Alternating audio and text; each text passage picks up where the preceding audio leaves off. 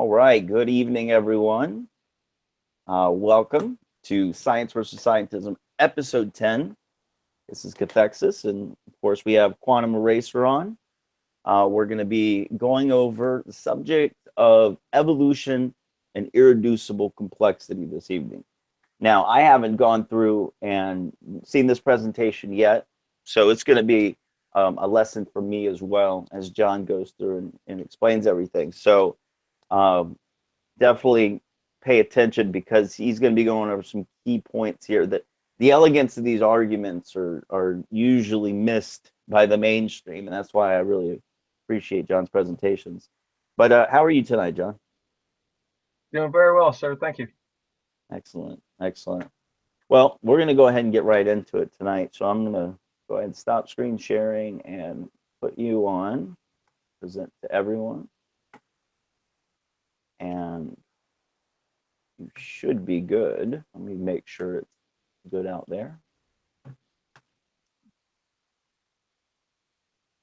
And a quick shout out to the chat. We've got some great people out there. I really appreciate everybody's support. Looks like that we're up and running. So I'll go ahead and put myself on mute and we'll get right into it. All right, sir. Thank you. Mm-hmm. Well, at first blush, this religion right here doesn't appear to be connected to the Big Bang, spinning ball, CMB, redshift materialism, gravity, nebular hypothesis religions. But make no mistake, they're all connected right by the lips. So I wanted to discuss this topic just very briefly because there's not much to discuss. And I usually post these three questions. I always have three questions I usually shoot across the bow first. And obviously, these are pretty easy. I mean, what is evolution? Please post the scientific theory of evolution. Then post the validated scientific hypotheses, the experiments, supporting it. These seem pretty benign, and rational people would look at that and say, well, those are pretty fair and reasonable questions, but you know what? They're anything but in my experience. So after a never-ending tap dance, then getting called every name in the book, including some not-so-glowing references to my mother, we finally get to this. I have to give an example, and even in this genre, I can't even get here. I can only remember maybe a handful of times even getting to these. And I'm just giving them examples of what I want. This is how easy it is. From these three questions above, if we had an analogy towards germ theory, what is a germ? Please post germ theory. So, germ, a living substance capable of developing into an organ, part or organism as a whole, a primordium, and germ theory. A specific microscopic organisms are the cause of specific diseases. That's it. The validated scientific hypotheses, I can bring up Louis Pasteur back in the day, with furuncles, osteomyelitis, and puerperal fever.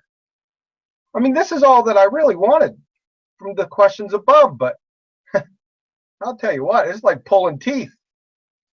But there's a method to my madness, and I understand why. So for 10 years, I've asked these three simple questions to hundreds of intellectuals in the hallowed halls of academia. We're not talking about just the regular Joes here. All I've received eventually, even from them, was the tap dance, and they even started calling me names. Just from those three questions. Something. Something's in the roost. And why is that? Why would that be? I'm going to tell you why. This is why. This is a big reason why. This is from Ernst Mayr. He's a professor emeritus, Museum of Comparative Zoology at Harvard University. And according to Stephen Jay Gould, Ernst Mayr, the world's greatest living evolutionary biologist. He's passed away recently, so I guess this doesn't hold sway anymore, but you get the gist. So let's read through this slowly. You're going to get it real quick. So Darwin introduced historicity into science. That should raise a little slight weathered eye. Evolutionary biology, in contrast, that should be a full eyebrow raise now. With physics and chemistry. Yeah, the actual sciences, right? Is a historical science. The evolutionist attempts to explain events and processes that have already taken place. What does that sound like to you? I'm going to tell you here in a minute. It's the next statement that should jump off the page for you.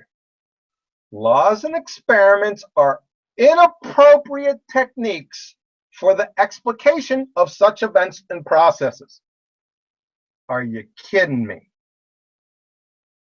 Instead, here's the rub. One constructs a historical narrative consisting of a tentative reconstruction of the particular scenario that led to the events one is trying to explain. That's great, Ernst. Science without experiments. That's a new type of science. They are inappropriate. My goodness, folks. This is like ribeyes without cows.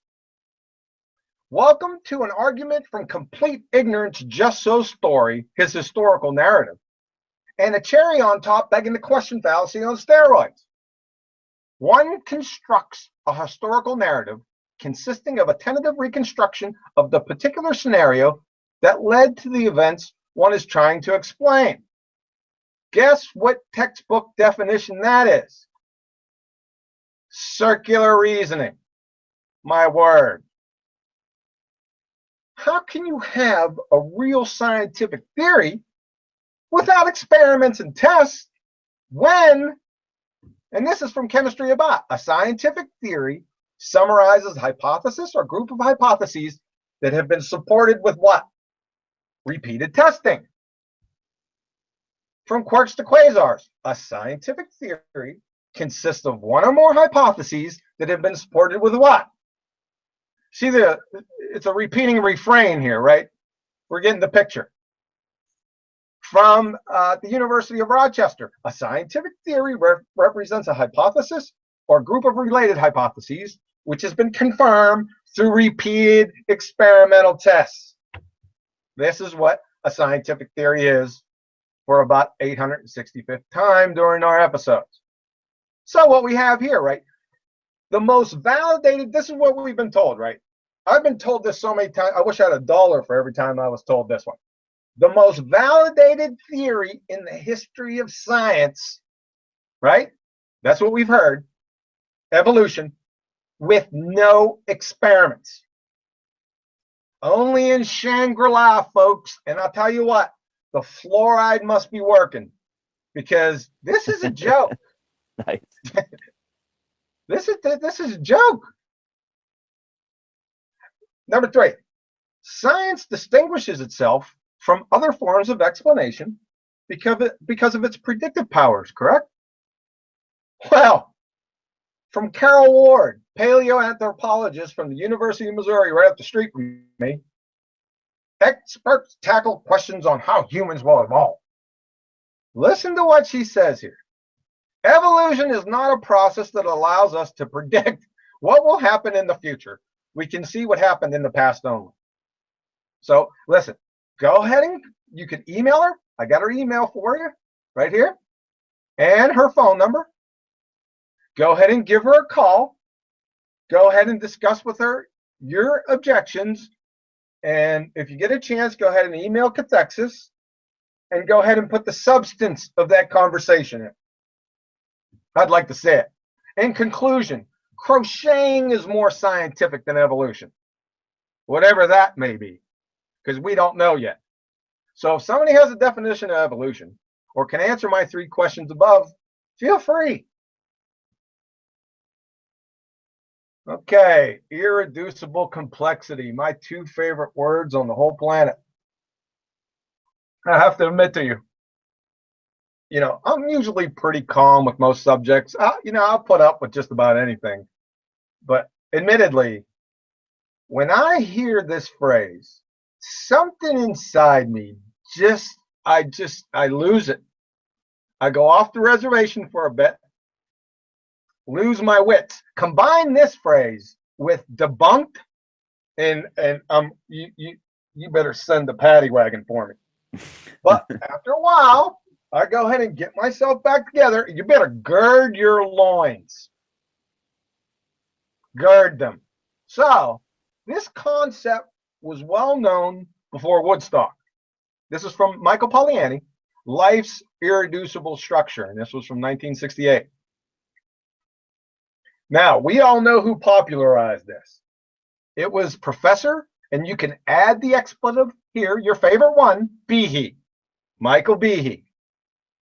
If you talk to anybody, or you probably already know this name, he just popularized the concept. That's all he did. So let's define this thing. It's just really important to define what we're talking about here. And you're going to see, when we define this, you're going to see that the arguments that come against it are absolutely preposterous. They're all fallacious. Well, let's go ahead. So, from Dr. Michael Behe, from Darwin's Black Box, right from the book that sent everyone off the reservation.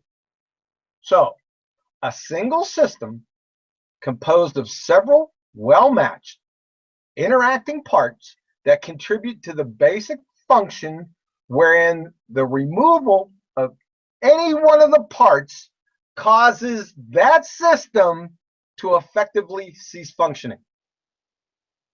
So let's carry that definition with us. I'm going to have it down here below too, just in case we forget, because this is very important. It's a very important definition.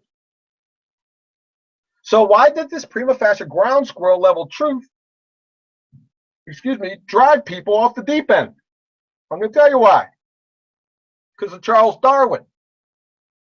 If it could be demonstrated that any complex organ existed which could not possibly have been formed by numerous, successive, slight modifications, my theory would absolutely break down. The Origin of Species, they never give you the whole title, so I did. On the Origin of Species by means of natural selection or the preservation of favored races in the struggle for life. That's the whole title, folks. Thank you very You're welcome. much. And that's a big yepper, Charles, especially if it was an actual scientific theory. Because it's not, for one. And I got a question there, Charles. Favored races? Is that the favored races of finches? Just to clarify for us. We'll get into that later. I got some thoughts. Yeah, that's the $64,000 question. So, this irreducible complexity, this started out, this was well before I was in the genre. This started somewhere in the beginning to mid-90s. That's when it first, everything hit the fan then. But it really came to a head here in the Kitzmiller-Dover School District, that trial in 2005. Now, we're going to talk about this at the end. I don't want to get sidetracked here, because it'd be real easy for me to go down that lane, but we'll wait on that for now. So, Judge Jones, the presiding judge over the kangaroo court, the former head of the PA State Liquor Control Board, one of his findings from the Dover trial is listed right here. Number 2, the argument of irreducible complexity central to ID employs the same flawed and illogical contrived dualism that doomed creation science in the 1980s. Now, I can't describe in language my contempt for that statement. So I'm just going to give you a little visual on what I feel about it. I think I'm considering making t-shirts. I'm serious when I got this picture, because this encapsulates my feeling on what he just said. And I'm going to get to the specifics here in a minute. This is quite elementary to understand, Judge Judy. Let's use a bicycle. Let's make it simple. You have the frame, the handlebars, handle grips, you got your seat, you got your mirror, you got 2 wheels, you got the chain, pedals, and the flag. We used to put flag on our bikes back in the day. What irreducible complexity is speaking to is that there are certain parts of the system that must be present and complete and functioning to make a bicycle a functioning bicycle. With our parts above, which are absolutely necessary. It's the frame, handlebars, both wheels, the chain, and the pedals. Ergo, the system is irreducibly complex. This is why. This is very important. Make sure this is another important one besides this definition that I talked about before. For our example, let's take a wheel away. Does the bike still function? If that wheel is used as a functioning roulette wheel for ground squirrels, or the spokes are repatriated and used for shish kebabs, is the bicycle still kaput? Does the mere fact that the parts of the wheel are now functioning for another purpose preclude the fact that the bike is currently a football bat? No, it's still a football bat. Will the frame, handlebars, chain, all of them get together and reconstruct the missing wheel? Do stupid atoms and molecules, inanimate matter, have sentience, prescience, and intelligence, engineering capabilities? Welcome to irreducible complexity. It's as right as the rain. And by the way, the debunking blusters from the peanut gallery and that's Kenneth Miller, who I've been chasing down for years, in total argue that stamp on the forehead straw man fallacy, right? That the existence of the functioning roulette wheel and the shish kebabs disannuls the irreducible complexity of the bike. I mean, it's preposterously ridiculous. This what sends me here.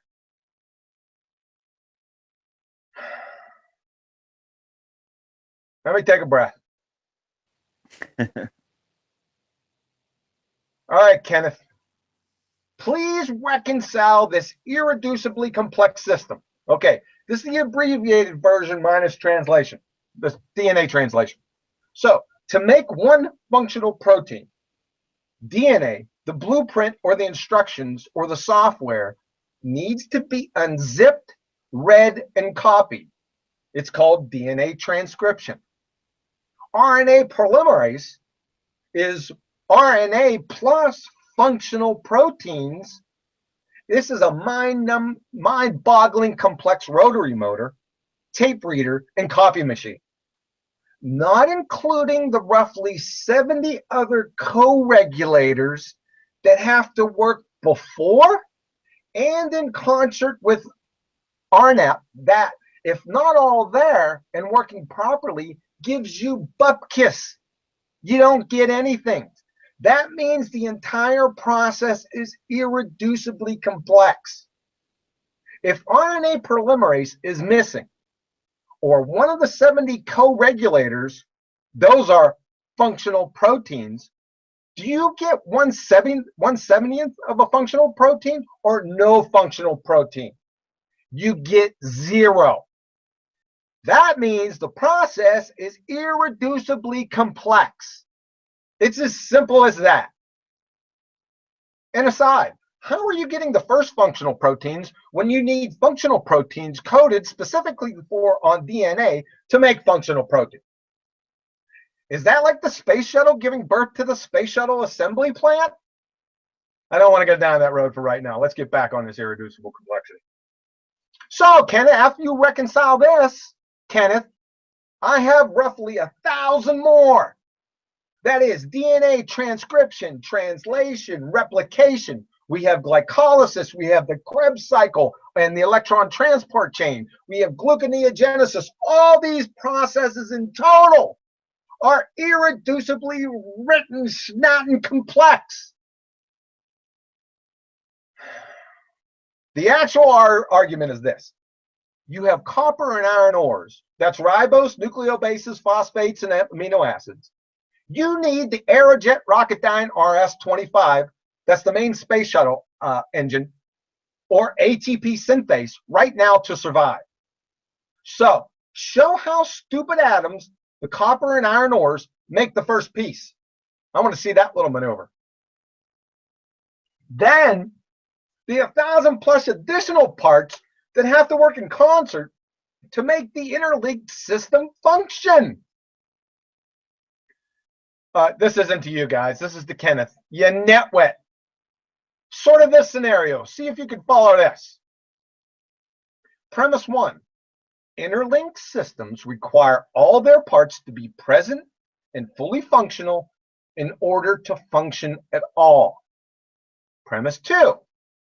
All interlinked systems require prescience and reason.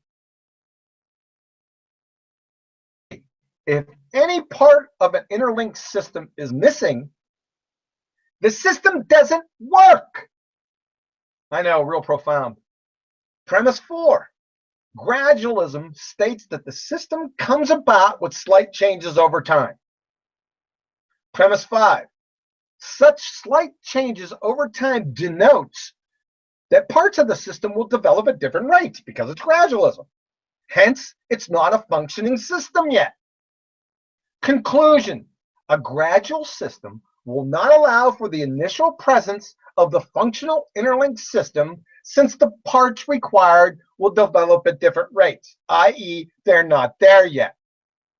As in, if you need to swim with the flagellum or the flagellar motor to survive now, what on earth are you going to do without it now? Trial and error for 1 billion years while you're dead? In fact, it's exponential magnitudes worse due to the functional sequence complexity, which we'll talk about next week, of functional proteins. One amino acid in the wrong place, or one non-proteinogenic amino acid, or a racemic version, can collapse the entire secondary structure. That equals it's not functioning. That ipso facto rendering the tertiary and quaternary structure, if applicable, non-existent.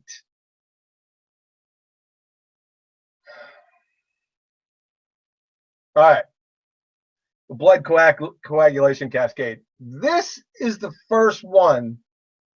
This was the first irreducibly complex system that was brought out into the public domain.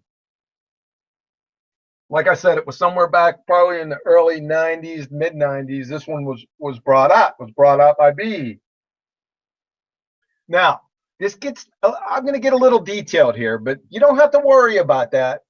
If you're interested, you can always go ahead and come back to the video, rewind, and go through it, because I'm going to go through here pretty quick. If you're not working with this system, obviously you're not going to catch it. However, you're going to catch the conclusions. So just humor me, bear with me here.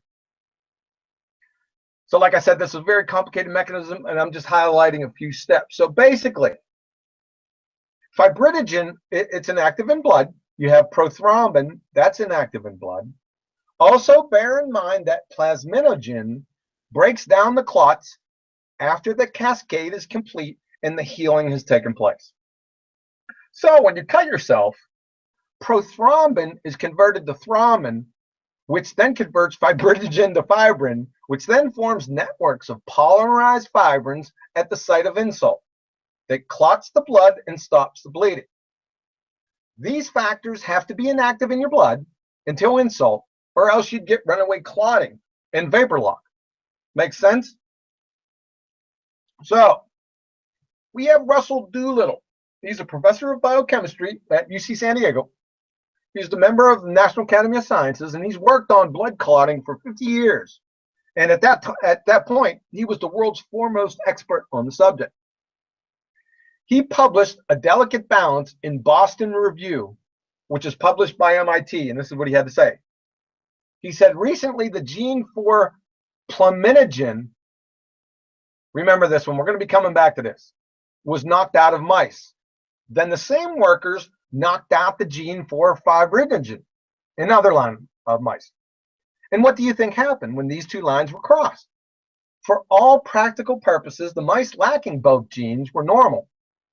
Contrary to claims about irreducible complexity, see, he's talking about B right here, the entire ensemble of proteins are not needed.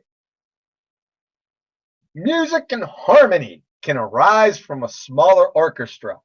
That was beautiful. Dr. Doolittle, of course, is wrong and was referring to a paper that he apparently just skimmed through, as in just looked at the title, and not the whole title, but just loss of fibrinogen rescues mice.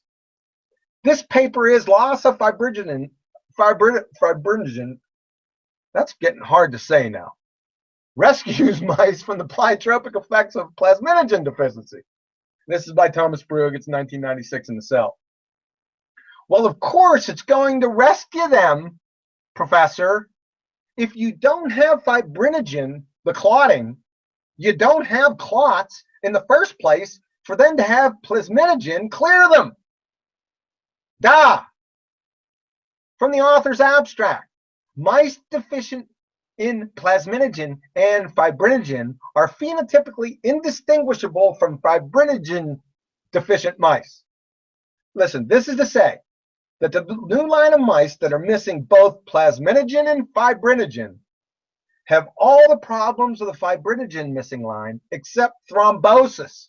Well, because plasminogen breaks the clots down after healing. So the blood doesn't clot. Hemorrhage. Female mice die during pregnancy. See all the other knockout gene studies that all resulted in offspring death. And these are mainly from Sue and Bouget here. So each time one factor was knocked out in each line, the respective offspring mice died. Very important point there. And it's exactly the point of irreducible complexity that Dr. Behe was illustrating. Moreover, and this is quite troubling, Professor Doolittle obviously didn't know, as evidenced by reviewing extremely superficially another study while being the world's foremost expert on the topic. What does that tell you? The explanation, like I said before, is straightforward. The pathological symptoms of only plasminogen deficient mice apparently are caused by uncleared clots. Plasminogen deficient mice cannot form clots in the first place. So problems due to uncleared clots don't arise either in the fibrinogen deficient mice or in mice that lack both plasminogen and fibrinogen. Nonetheless, the severe problems that attend the lack of clotting in fibrinogen deficient mice continue in the double knockouts. Pregnant females still perish.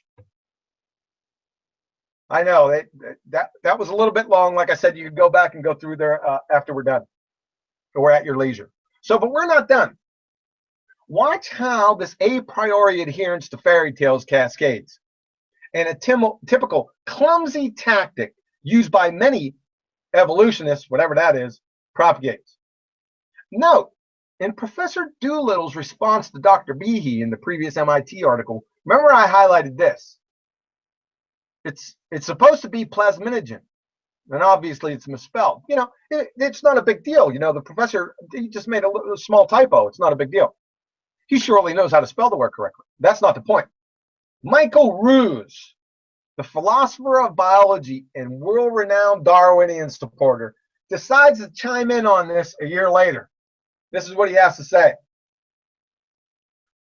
For example, Behe is a real scientist, but this case for the impossibility of a small-step natural origin of biological complexity has been trampled upon contemptuously by the scientists working in the field. They think his grasp of pertinent science is weak and his knowledge of literature curiously, although conveniently, outdated. For example, far from the evolution of clotting being a mystery, the past 3 decades work of Russell Doolittle and others has thrown significant light on the ways clotting came into being. One step in the cascade involves fibrinogen, required for clotting, and plasminogen, required for clearing clots away. And then he goes on to quote Dr. Doolittle's exact passage from the MIT article. Okay? He friggin' copy and pasted the fine Professor Doolittle's legitimate mistake, the spelling error plasminogen, which should have been plasminogen, along with the erroneous results without due diligence, as usual, and added his color commentary of trampled contemptuously into his mindless spiel. In his opinion of what other unnamed scientists think of Behe, they think his grasp of pertinent sciences, blah, blah, blah, blah. Did Ruse go and ask these other unnamed scientists what they thought or what they think? What a worm.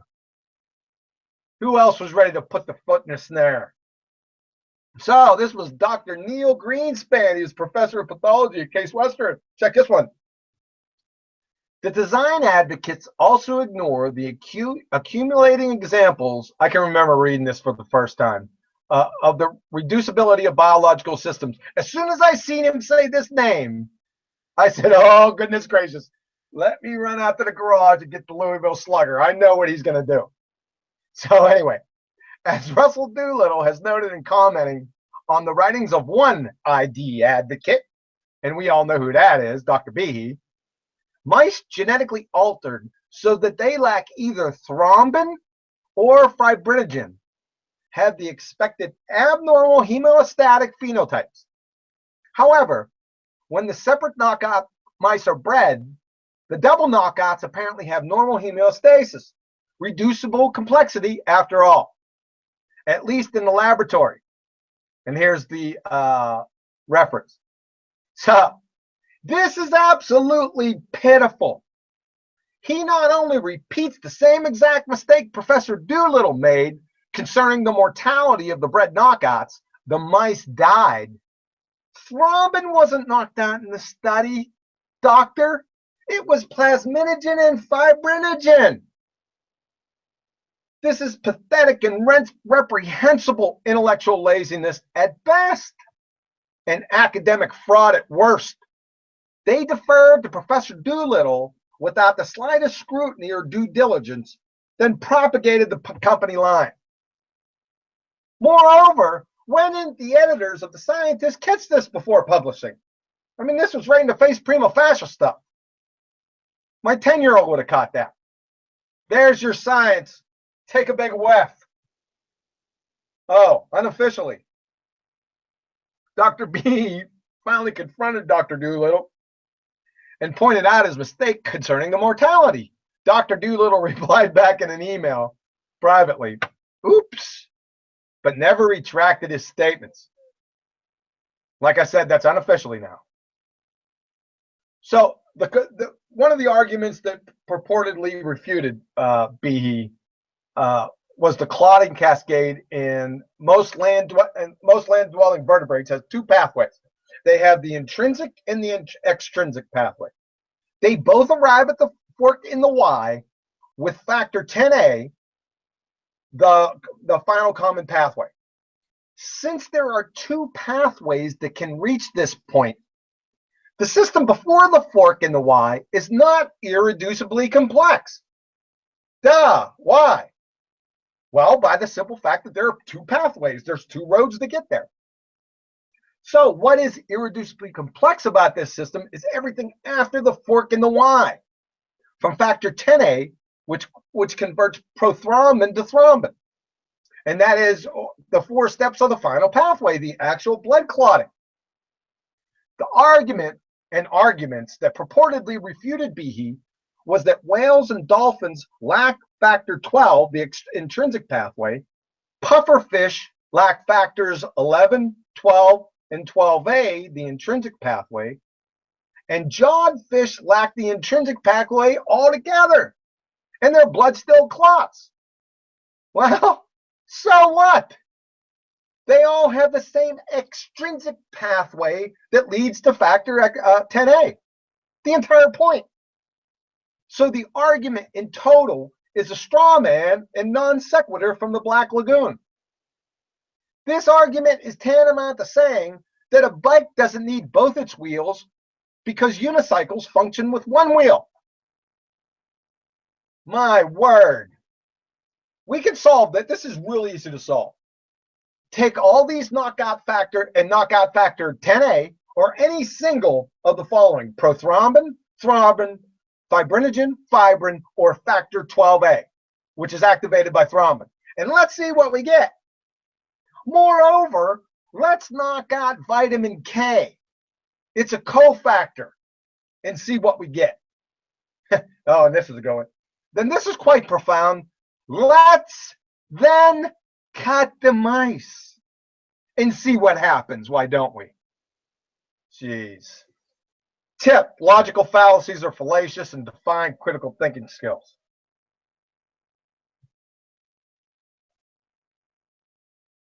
So sorry about that. I know that was quite long. I needed to go through it, even though it had some details in there. Like I said, you can always go back and go through there and check on the things, on the details that I've talked about.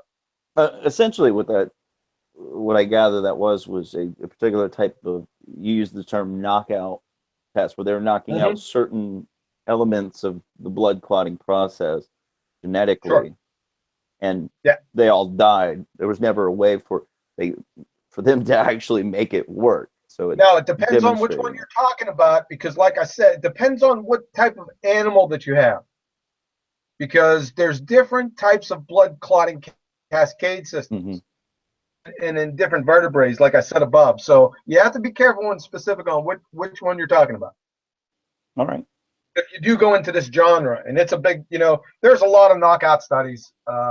I have a few saved on my hard drive from way back in the day. I started with this many years ago. Yeah. I have a few back there then that are really good knockout studies. Yep. All right, great. All right, the flagellum. See, it went from the blood clotting cascade. Like I said, that started in the early 90s to mid 90s, and it went through a couple other systems, but everyone knows this one. The flagellum. Oh yeah, that's the one. That's the one. As soon as I got put up with back when I was an atheist and I was in these conversations, it shut me up real fast, and I sat there and contemplated it and said, I don't know enough about this, so I'm just going to ignore it.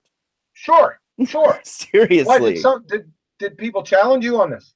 Yeah, that's what I'm saying. Like in the atheist, creationist arguments back early in when I was an atheist, back like 2008, 2009.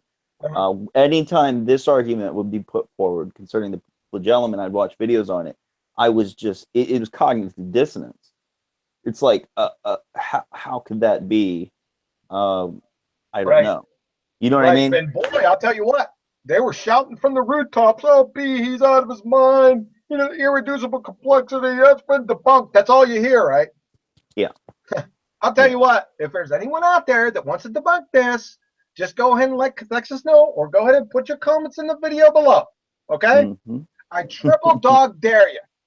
Yeah, I'd love to see Charlie take on the flagellum. Okay, let's go with the flagellum. Let's go over it, yeah. Okay, the flagellum, 8 million of these would fit in the cross-sectional area of a human hair. So, the alleged argument: the type 3 secretory system, the T3SS, is similar to the flagellum. Therefore, the flagellum is not irreducibly complex. All right, this is a picture right here. I tried to enlarge it, but it started to get blurry. But that's all right for our purposes. This is the injectosome, or the type 3 secretory system over here. And this is the flagellum. Okay? As you can see, first blush, you can see that there's different parts in these things. Some of them look the same, and some of them are homologous. But you can definitely see some differences here, correct? So let's get a little bit more, just a little bit more detailed, because this is missing some things too. But for our purposes, this will do. So on the left-hand side of each of these diagrams, like I said, this is the flagellum over here. This is the type 3 secretory system, or the injectosome. What this does is inject toxins into hosts. Okay, it's just an injector. It's like a hypodermic needle that bacteria use. Okay, and this over here is the flagellum. So everything, all the parts on the left-hand side over here and on the right-hand side over here are novel, or they're new, or they're specific to each. And the parts here in the middle could be said as homologous. I went in here back in the day. There's a lot more parts in here and some that seemed homologous weren't. But I'm not going down that road. It's not. It won't do anything for our purposes here anyway. So as you can see, just watch this. From right here, see where my cursor is, down to here and up. This whole section in here, this is the motor. Okay? This is the motor that motors the flagellum. You don't need a motor for a hypodermic needle. This is the motor system right here, right? As you can see over here, guess what? Where's the motor? Yeah, that's what I thought. We'll get to that here in a minute. So the bacterial flagellum and the type 3 secretory system. So a simpler system that has some of the same parts as a more complicated system, the flagellum, doesn't suggest that the more complex system isn't irreducibly complex. If a system minus one part can perform the same function, that would be evidence.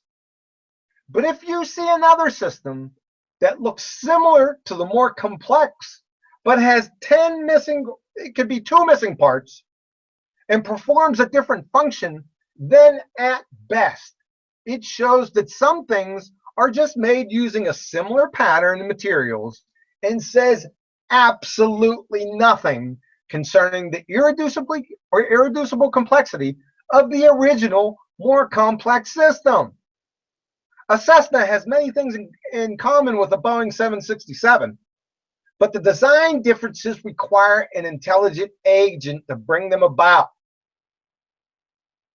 The type 3 secretory system is missing the entire motor assembly, for goodness sakes. Only about 10 of the 40 components can possibly be explained by co-option, or like I say, they're homologous. But the other 30 in the flagellum are completely novel. Now, let's get back to the definition. This is very important. I hope everyone gets this. It should get them like a freight train. Let's not forget the definition of irreducible complexity. So, irreducible complexity, a single system composed of several well-matched interacting parts that contribute to the basic function, wherein the removal of any of these parts cause the system to effectively cease functioning. You see this right here? What's this say?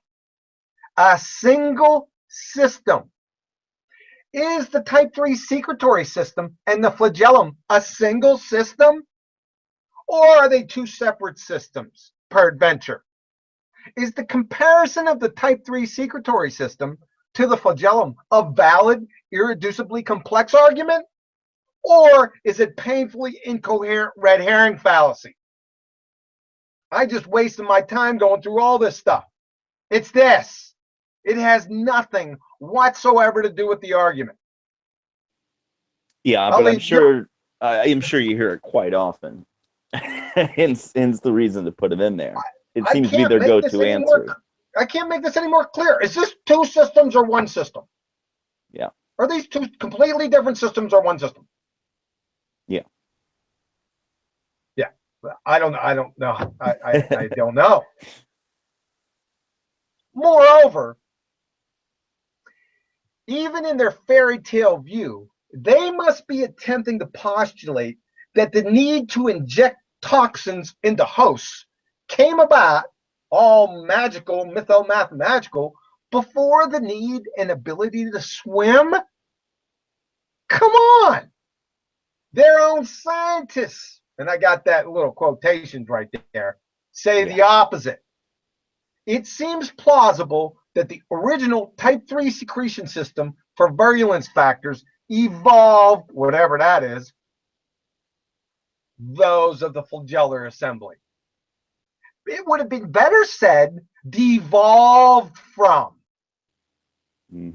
since you're missing the entire motor assembly. The next study, we suggest that the flagellar apparatus was the evolutionary, whatever that is, precursor of the type 3 protein secretion system. So what they're saying is the type 3 has devolved. You know, it's saying flagellum then the type 3 secretory system. Not the other way around. This is even bullets right here. All this is bullets. Mm. Oh, I forgot about this. All right. From the National Science Foundation, folks, take a look at this. This is the flagellum, right? Look at what there's cut. This thing has a clutch. There's a clutch in there, folks. Now, I didn't put this in there. I didn't make this up. This is from the National Science Foundation. Mm-hmm. What it looks like here is with the clutch, I got my glasses off now, is the gear in here. See, these are proteins right here, these shapes right in here. Mm-hmm. And what it seems like is they go under conformational change when another protein makes its conformational change. It induces a conformational change here and disengages the clutch. And this is from a biofilm, the Bacillus subtilis biofilm, right? It disengages the clutch. That means it's not going to move, right? Mm-hmm. So I didn't put this in there. Even the study from Blair, a molecular clutch, they call it a clutch, disables the flagellum in the biofilm. This is from American Association of the Advancement of Science. This is good. It's good paper, by the way. So, nature, unguided processes, engineers and manufacturers clutches? Really? So, if I throw a hunk of iron ore underneath the tranny on my Jeep, how long do I have to wait before I can be on my way? Or does it have to be touching the engine block? Or how about the windshield wipers? Or how about if I turn the radio on? This is preposterous, folks. Oh, here we go. All right, just a couple more minutes and we'll be done with this. Okay, my favorite trial, the Dover trial, what I affectionately refer to the kangaroo court. So my first question: since when are matters of science adjudicated by non-scientists? I mean, give me a break. I'm sure Judge Jones was able to call on his vast experience and expertise from the chair of the PA State Liquor Control Board. I mean, who's next, folks? MAD, Boy Scouts of America, PETA, Teamsters? Your choice. We'll just throw this subject up to them, see what they think, and roll with that. So let's have a closer look. Let me show you what a fiasco this was.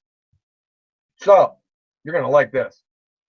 At the end of the trial, a document is filed with the judge from both parties before a judgment is handed down.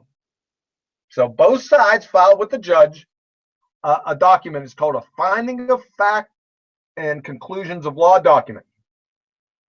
Hey, check his name out. Eric Rothschild, the lead attorney for the plaintiffs. Guess who that was? The ACLU. These are the document remarks. I'm going to put Eric Rothschild's remarks, or the ACLU, I should say, and Judge Jones' ruling, okay, for each of these. So let's take a look at some of these statements. This is from the ACLU document. The assertion that design of biological systems can be inferred from the purposeful arrangement of parts is based on an analogy to human design. This is Judge Jones' ruling. Indeed, the assertion that design of biological systems can be inferred from the purposeful arrangement of parts is based upon an analogy to human design. See what he did here? So, Judge Jones adds indeed to the first part of the sentence. At the beginning of the sentence, he adds up to on to make upon from right here to right here. Otherwise, it's the exact same sentence. Nice little sleight of hand there, isn't it? Moreover, Judge Judy, does it strike you as strange or non sequitur when evaluating design that we would look at things that are designed so as to make a cogent comparison to design? I know that sounds outlandish. So let's take a look. What does design mean? From Merriam-Webster. Look at all the watchwords. Create, fashion, execute, construct according to a plan. It's contrived. It's in the mind. It has purpose, intent. It has a specific function. Can inanimate objects design things? Or are inanimate objects the medium used to design? Again, Eric Rothschild's remarks in his findings of law document. So, according to Professor Behe, because we are able to recognize design of artifacts and objects, that same reasoning can be employed to determine biological design. Judge Jones' ruling, because we are able to recognize design of the artifacts and objects, according to Professor Behe, that same reasoning can be employed to determine biological design. I mean, so Judge Jones decides to move, according to Professor Behe, this one right here. He decides to take this one and move it over here, a little further away from the beginning of the sentence. Save for that phrase shift, it's the exact same sentence in total. And Judge Judy, it's duh, especially when you say biological design. Does design mean designed or non-design design? Which I'd like him to, elucidate that fact. So last one. So again, Eric Rothschild.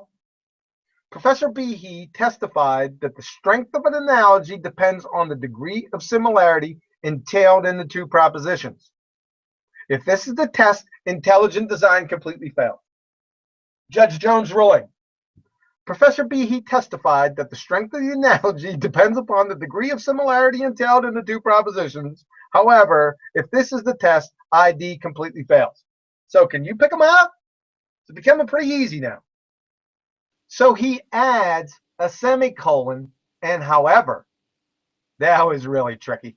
He almost threw me with that one.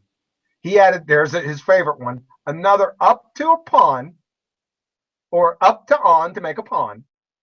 Then he replaced intelligent design with ID. It's the same sentence. If you wish, I can post the entirety of this cut and paste fiasco kangaroo court, which besides the juvenile word and punctuation games, is Eric Rothschild's complete ACLU document, cut and pasted for Judge Jones to render. The whole thing is. Boston University law professor Jay Wexler, who opposes ID, concurred that after the trial was over, part of Kitzmiller that finds ID not to be science is unnecessary, unconvincing, not particularly suited to the judicial role, and even perhaps dangerous to both science and freedom of religion. Wow. So, I didn't want to concentrate on that. I agree with him. I wanted to concentrate on this. I like when they put this stuff in there. So this is a little sidebar. See the fallacious juxtaposition? He put it real subtle like, right? He put the juxtaposition in there. Science and freedom of religion. False dichotomy. I suppose because people just declare it, especially when it's done all subtle like, it then must be true, right? Gotta be. Here's the real juxtaposition, people. This is the real one. God versus pseudoscience. If you don't think this is the case, head back to episode 2 materialism presentation or just tune in next week. Thanks for your ear. Have a nice day. Yeah, I really appreciate that rundown. And I'm sure there's a lot of that might have gone over the heads of some people. It definitely did with mine. But please, anybody, go back and take a look at the presentation. I think what I noticed is these seem to be more advanced and complex responses that you've had to like with the flagellum. Take that for instance. I could tell that it's clear that you're dealing with their answer to the flagellum. So you've definitely used these arguments quite a bit, I think, in your travels, and you've honed them to a point. So I would consider this quite more of an advanced presentation. Listen, it wasn't my intent especially with the blood clotting cascade, I had to establish the initial condition. And I knew that it went a little bit overboard, but you don't have to pay attention to the details. I laid them down there. Like I said, it's on video, so you guys can go back here and go through it. But my point, and I think everyone got the conclusions from that, I from the don't know, blood clotting. absolutely. Yeah, you made it very clear Yeah, at the conclusions. No, good. I'm I glad I agree. did that. It wasn't my intent to lose anybody or try to go down. Oh, what the heck is a word salad? I put this presentation together honestly about 8 years ago, and just recently went back in because I had very rarely anymore come across the irreducibly complex argument. Yeah, every now and again, somebody would, just uh, offhandedly bring it up, and I'd jack it yard, obviously. And that's how they traditionally, like the atheist crowd or whatever, that's how I would imagine the more educated ones attack this issue. They I make mean, these, yeah, they bring up these points that you just defeated. they're.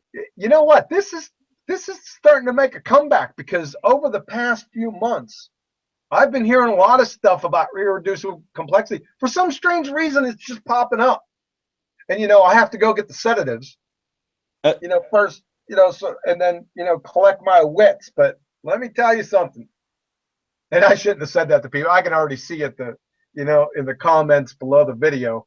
Irreducible complexity debunked. I can, I would probably do it myself, just to, you know, just to be a fly in the ointment, but I just to mean, be is that this a monkey in the wrench. are these common arguments nowadays? You said it drifted away, but I mean, does an atheist, when somebody mentions irreducible complexity, do they run and hide from it most Oh of the yeah, time? you know what happened on that Malcolm in the Middle guy. You know what I'm talking about. I was reviewing some of his videos, and I think he mentioned or somebody mentioned it, and it was a pretty large thread. It was like, if I can remember correctly, don't quote me on this.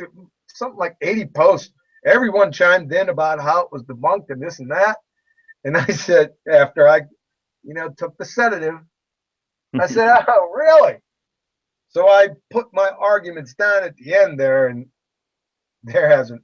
I don't think anyone's commented. That was like Yeah. 5 weeks ago, 4 or 5 weeks ago. Well, They like I ain't gonna said comment on it. earlier, that flagellum argument is something that I ran from. I mean, this isn't my field of study. I mean, I was approaching Sure, atheism from a philosophical standpoint, back sure. then. And when the technical stuff like this would come up, it was like, okay, wait, that makes way too much sense. I'm gonna block it out and ignore that for right now. Let me Right, focus on this part of, right. you know Because what I you don't mean? have to be an expert in biochemistry to understand that this system right here isn't this one. Hmm. It doesn't. This doesn't have the motor. Well, honestly, just the fact that that flagellum exists in the way that it Yeah, does should be proof enough. But I know they make this false equivalency.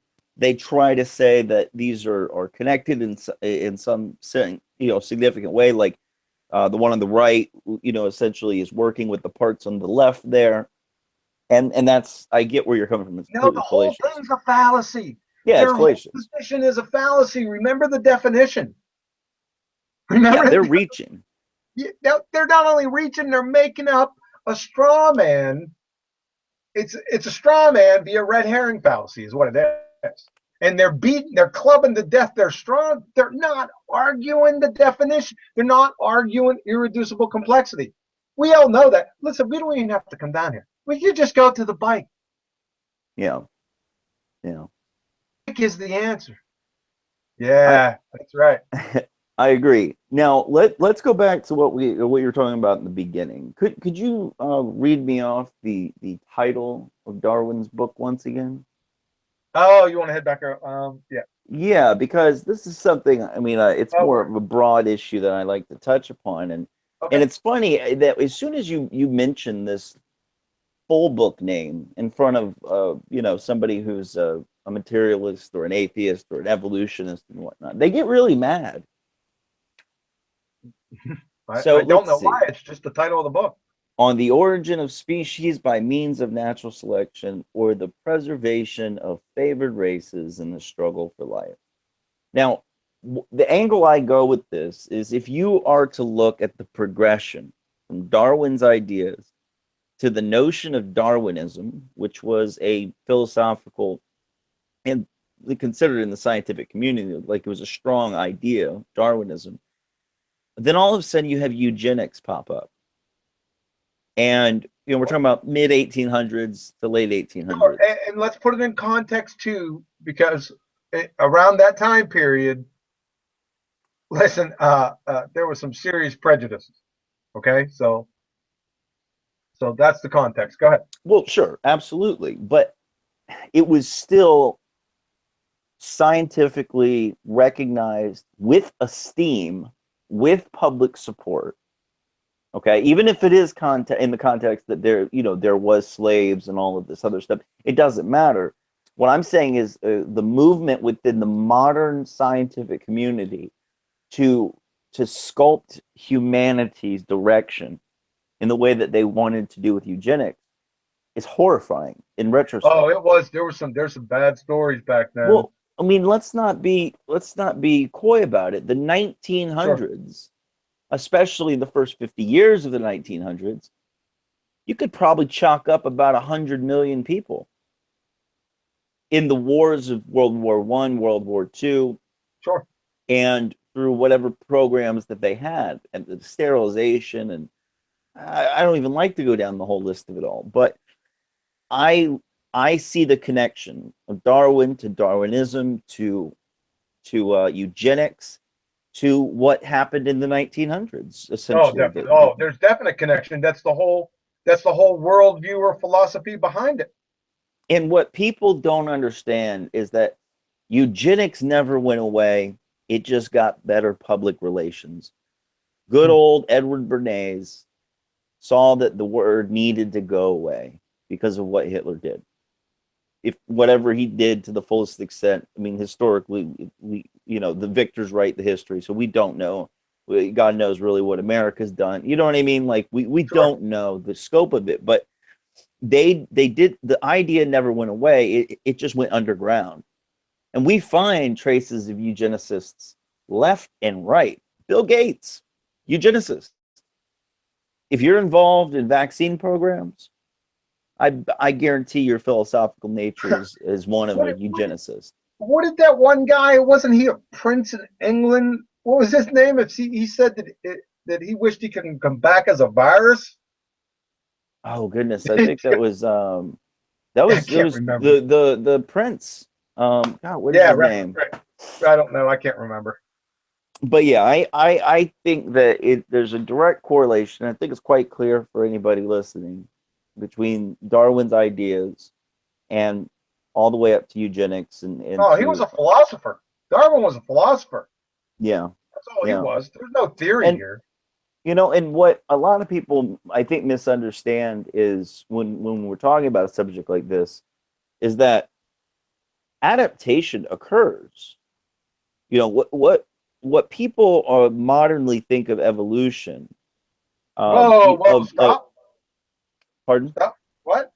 Say that I'm one more saying time. like the change over time, the small change over time. Like you take a look at Well, the you're saying that's evolution? no. I'm trying to make a distinction here. No, Yeah, that's what I'm trying I'm to. messing with you. I'm trying to make a distinction here. The whole idea of one species changing into another is Well, absolutely patently absurd. you got a Okay, problem. You got one problem right there, because species is part of the taxonomic classification system. it's a That's a human construct. man. Yeah, Yeah. No, it's I begging the understand. question. I understand And that. What I'm trying to point out is that's nonsense. Okay? yeah, yeah.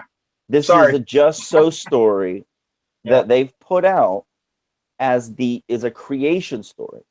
And it is linked to and a lot of people don't see this at first, but the billions of years necessary for this evolution to occur, quote unquote, is created through a Big Bang cosmology. Oh yeah, they're all Is connected.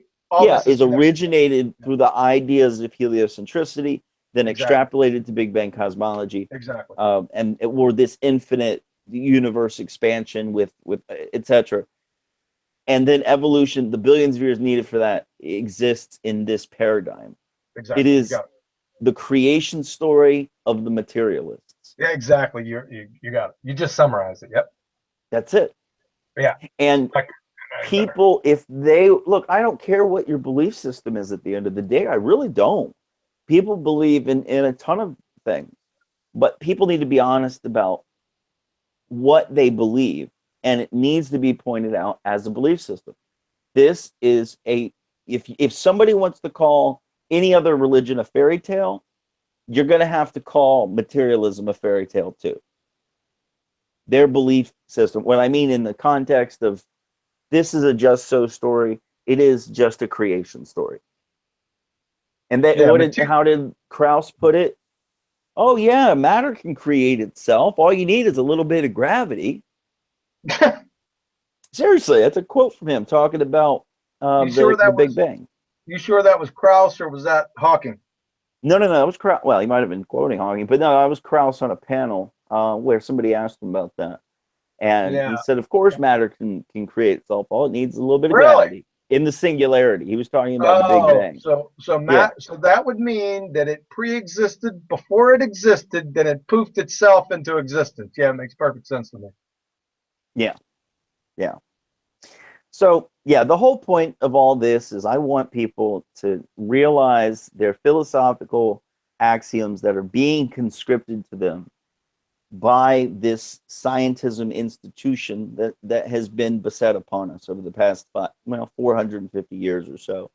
It's been getting, more and more. Everybody's trusting the white coats. They just believe them mostly. I'm generalizing, and I'm talking about the Sure. public. Most people believe in the Big Bang cosmology and evolution just because they've heard about it and it makes sense. And, it seems to be what most of the scientists are saying. So Well, I'm well, going to well. trust the Listen, scientists. well, listen. They're just whistling past the graveyard because, like we said in the past, how many times there are only two ontological primitives or two worldviews. Only two. You're Mhm. either a materialist, that's an atheist, or you're an idealist, that's a theist. There's only two. Yeah. You break it down And to its philosophical axiom basis. quantum Absolutely. mechanics has taken materialism to the woodshed. So you're just whistling past the graveyard. What's the only choice left? Yeah. It's over. People need to recognize the belief system. This is what I've been harping on the most over the past couple of weeks is there's nothing wrong with a belief system as long as you recognize that's what it is. Recognize your axioms, recognize why, and if people need to analyze if it's rational and reasonable, if it fits reality, and materialism as is it's bankrupt at this point. There's enough information out here so that we can do presentations like this and laymen can begin to understand how what they're telling us is not the way it is. Their science itself, or science, the body of science, completely demonstrates this. So, once again, I thank you for the presentation. Do you have anything else to add today? I feel like I just gave birth. That, well, it was it quite a takes long presentation. it takes a lot. It does take a lot out of me. It No, for always did. sure. No, for sure. This one was quite more complex. So, So um, for next week, yeah, since I've been hearing, through the grapevine, there's no scientific proof or there's no evidence of God. I don't know. They must not have gotten the memo. I got something for them. So uh, next week, that's what it's going to be on, that and functional sequence complexity, which is going to be a real eye opener for people. nice. So Yeah. that's all I got. Well, I appreciate it, man. We'll definitely. I think we got a couple more episodes. I'm really enjoying the way this is going. We're getting great positive responses. So, but anyways, thank you so much, everybody in the chat. Thank you so much, John, and we'll see everybody next week.